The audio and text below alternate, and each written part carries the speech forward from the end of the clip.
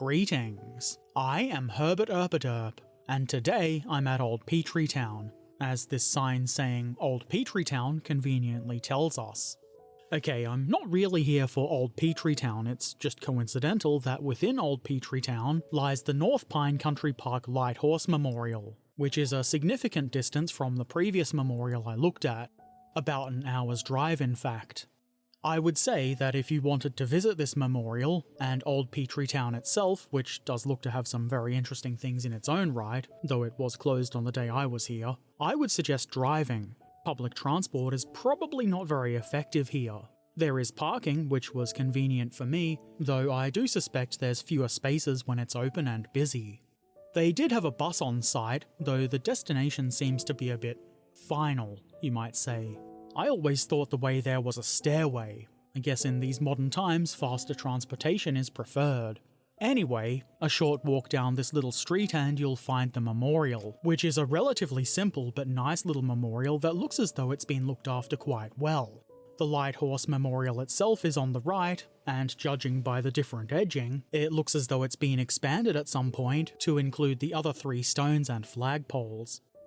There isn't really a whole lot to see around the backside of this, but I'll show it anyway, because why not? Back around the front, we can see this largest stone, which is the main one. I guess that makes sense, doesn't it?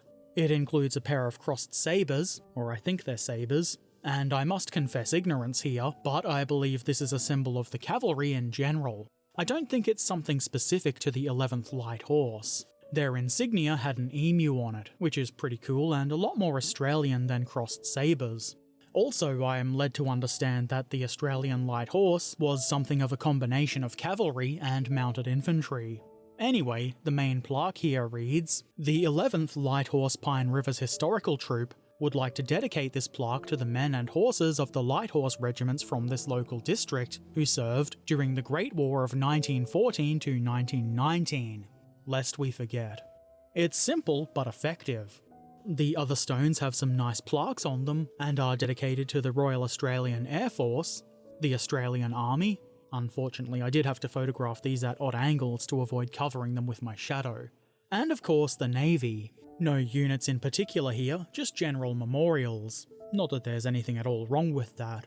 Something else I spotted here that I thought was interesting is a pair of time capsules. One to be opened in 2088, which, well, I'll be well over 100 by the time that's opened, and this one due to open much sooner, in 2038. I have to admit I am pretty curious to see what's in those. Maybe in 2038 I'll remember and come to see it opened. Anyway, that's the memorial. I kind of wish there was a bit more wind on this day to get a good shot of these flags, being the Australian, Queensland and Aboriginal flags. They would look much more glorious blowing in a good breeze. As we leave this place and have a look at some of the buildings, I feel it's appropriate that we once again have a minute of silence to reflect on the bravery and sacrifice of the light horse regiments that this memorial is dedicated to, and indeed all who served in all wars and conflicts.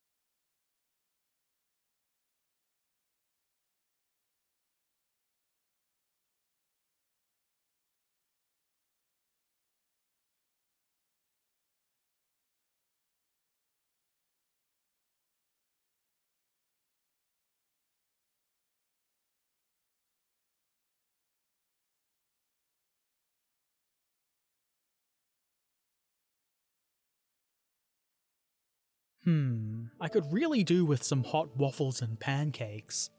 I hope you found this interesting. If you have any questions or comments, feel free to leave them in the comments section below.